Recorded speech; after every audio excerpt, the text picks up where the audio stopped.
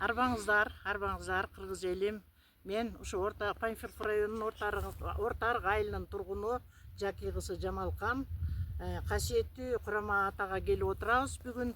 Бул Курама атабыздын тарыхын айтып кетсек, 1820 жылы туулуп, 1912 жылы кайтыш болгон. Бул чүй үй өрөөнү боюнча чүй өрөөнүн кармаган манапи аталарыбыз болгон. Бул жерде Панфилов районунда мына Карабалта, Жайыл ата, Темирхан энебиз, Алкул Осмонов атабыз, Канай уулу Байсейит, Байсей Канай уулу Бошкой ата, Бошкой уулу Курама ата, Бошкой уулу Өзбек ата, Байсейит уулу Байтик ата, бүт бардык аталар ушу чүй өрөөнүн кармап турган манапи аталар. Жокчулук убагында элине деген кармап орус падышасы келгенде ошондон элин сактап, журтун сактап калган Курама атабыздын касиеттүү жеринде бүгүнкү күнү эчендеген элдер, эчендеген чет жактан изилдеп келишип касиеттүүлүгүн сактап турушат. Саламатсыздарбы, Кыргыз элим? Бүгүн ыйык жерде отурабыз. Атым Жаки кызы Жачкей. Ушул жерде Курама атабыздын мечити болгон. Курама атабыздын сөөгү ушул жерге коюлган. Андан кийин урпактары 1997 жылы урпактары бардыгы чогулуп келип ушу Курама атабыздын күмбөзүн жаңыртып курушкан. Ушул жерде мечити болгон. Мечити 19 кылымда Өзбекстандан келген жибек жолундагы жана алтын күмүш ташыган, кездемелерди ташыган төөлөрү менен, аттары менен келип ушу Курама ата мечитинде өргүү жасап, аттарын, төөлөрүн эс алдырып, андан ары баласагын Токмоктогу баласагын атабыздын Бурана атабызга ошол жака алып барып базар уюштурушкан. Бул биздин Курама атабыздын мага берилген. Мен бул Курама ата боюнча 13 жылдан бери тынбай мына бүгүнкү күнгө чейин ушу жерге изденип келем. Курама атабыздын түш аян менен берген маалымат боюнча өзү маалымат берген. Ушу жибек жолу өттү деп айтып атпайбы бул жакта Чачкей. Ошондой эле бул жерден Курама атанын мөөрү жок. Тияка да бияка дагы жибек жолу өткөн эмескен. Анткени себеби бул жерде өзөндө жыгаштан жасалган, өзүн көргөзгөн ушу түш аян менен жыгаштан жасалган Кыргыз элинин өзүнүн бүркүт болгон эмблемасы менен эметкен. Ушу күнгө чейин изилдеп, айылдан сураштырып, изилдеп таппай келем да. Бирок түш аянында ушу жыгаштан мөөрүм болгон деп берген. Менин атым Бекбүбү. Курама ата жөнүндө, мынакей Бошкой уулу Курама ата жөнүндө 2008 жылы китеби чыккан.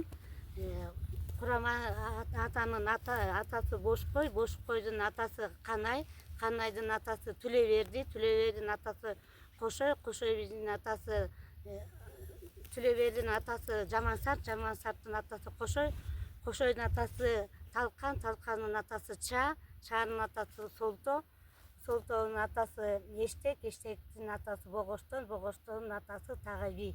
Ушу Тагайбидин урпактары болот. Арбаңыздар, Кыргыз элим.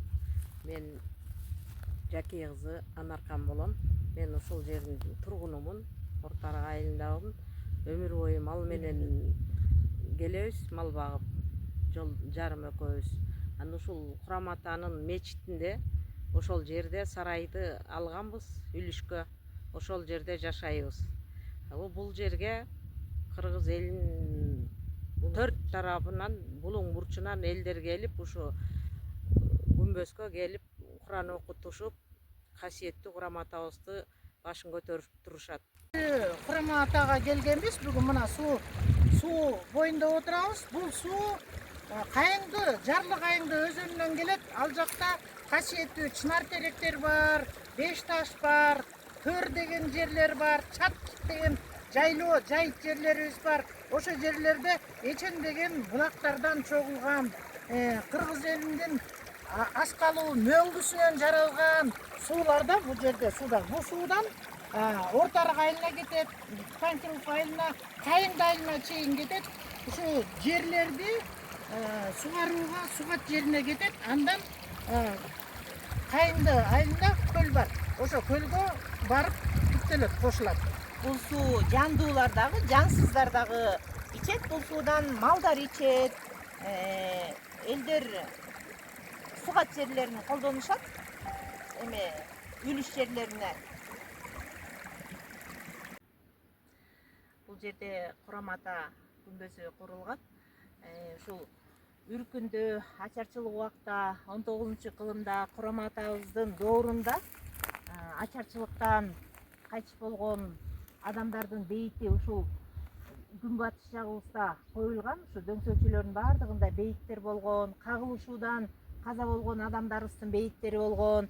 Анан ушул Курам атанын баалуулук, Курам атанын бияктагы жана айтып кеткендей жибек жолунда алтындарды ташышкан, кеземелерди ташышкан, анан ушу баалуулуктарды издөөгө келген археологдорубуз да келип мына бул жерден казып башташкан.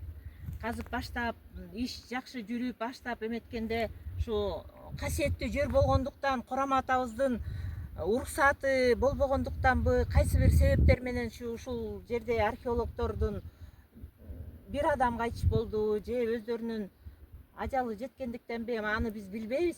2 адам кайтыш болгон экен да. Ушул жерде археологдор келип иштеп кеткен ушул мына Курам атабыздын бейитинин жанында.